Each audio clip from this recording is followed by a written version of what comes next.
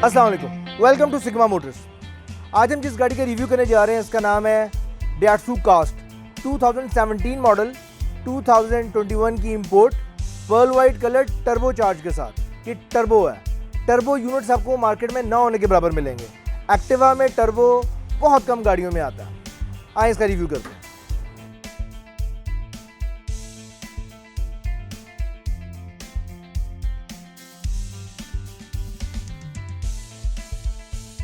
अगर आप इसकी फ्रंट लाइट देखें तो इसमें आपको डे लैंप्स मिलेंगे और एचईडी के साथ आती है ये आई बॉल के साथ। इसी के साथ नीचे इसके फॉग लैंप्स लगे हुए हैं और आपको डैट्सू कास्ट में क्रोम की फिटिंग बहुत ज़्यादा मिलेगी। अगर आप फ्रंट ग्रिल देखें तो फ्रंट ग्रिल भी टर्बो की फ्रंट ग्रिल भी चेंज होती है। आप देख सकते हैं बाकी डैट्सू कास्ट की ग्रिल भी चेंज है। फ्रंट कोलिजन रडार के साथ ये गाड़ी आती है। डैट्सू कास्ट एक्टिवा बाय डिफ़ॉल्ट 16 के एल्यूमिनियम के साथ आती है। इसी के साथ आपको फेंडर के ऊपर क्रोम की फिटिंग्स भी मिलेंगी। अगर हम इसके साइड मिरर की बात करें तो ये रिट्रैकेबल है। नॉर्मली डैट्सू कास्ट जो फुल ऑप्शन कस्टम है उसके जो डोर हैंडल्स हैं वो आपको क्रोम में मिलेंगे।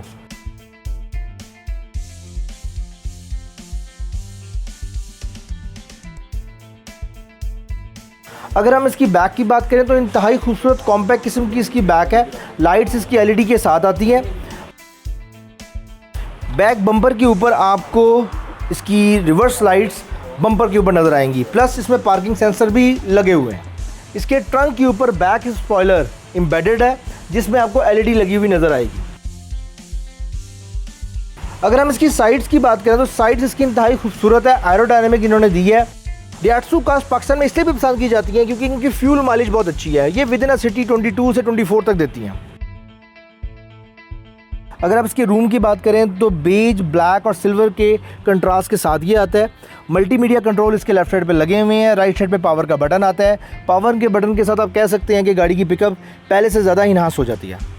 नॉर्मली ये गाड़ी 4 पावर विंडोज़ के साथ आती है जो कस्टम आती है विद सेंट्रल लॉकिंग। डैट्सू कास्ट की लेग स्पेसिंग बहुत अच्छी है। इसमें अगर आपकी हाइट ज़्यादा है तो आप बड़े आराम से बैठ सकते हैं।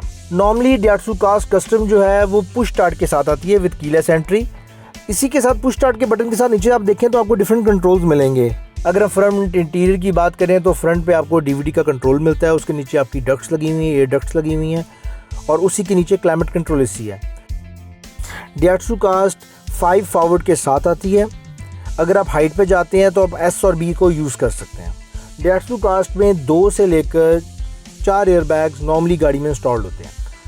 अगर हम इसके कंसोल्स की बात करें तो इसमें कंसोल्स काफ़ी ज़्यादा हैं। डैशबोर्ड के ऊपर 2 कंसोल्स बने हुए हैं, प्लस इसमें गैजेट्स रखने की 3-4 जगह पे जगह दी गई है उन्होंने।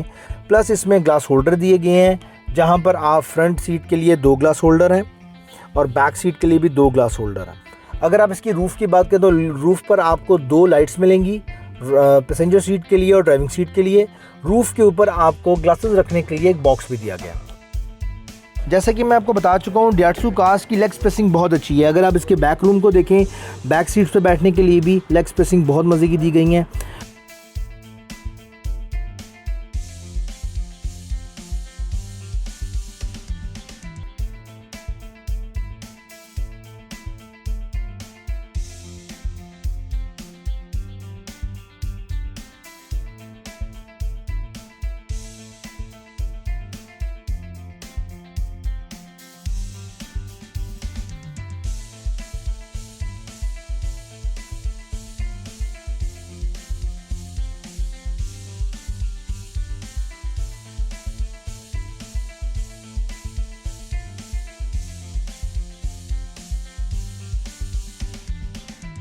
जैसे कि आप जानते हैं बाकी जापानीज़ गाड़ियों की तरह कास्ट का बैक ट्रंक पीछे से इजीली खुल जाता है।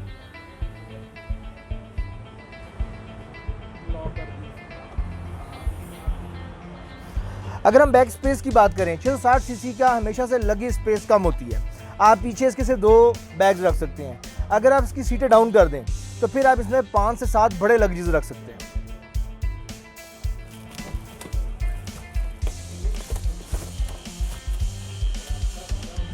अगर आप इसकी सीट्स डाउन कर लेंगे तो अगर आपने कहीं मूव करना है, सामान को लोड अनलोड करना है तो ये आइडियल चीज़ है। और अगर आप इसकी सीट्स ओपन रखें तो 2 छोटे अच्छे लगेज इसमें रखे जा सकते हैं।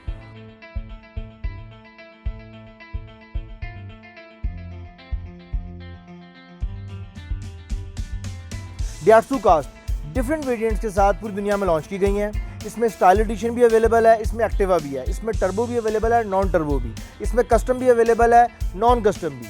आज हम जिस गाड़ी का रिव्यू कर रहे थे ये Daihatsu cast activa custom turbo top of the line full option गाड़ी है। इससे ऊपर डियाट्सू कास्ट के अंदर ऑप्शन नहीं आती। अगर 660 सीसी गाड़ी, कोई भी गाड़ी ब्रांड न्यू 0 मीटर यूज्ड में जापानीज गाड़ी, कोरियन गाड़ियाँ या पाकिस्तानी गाड़ियाँ आप लेना चाहते हैं तो सिग्मा मोटर पर तशरीफ लाएं। Thank you.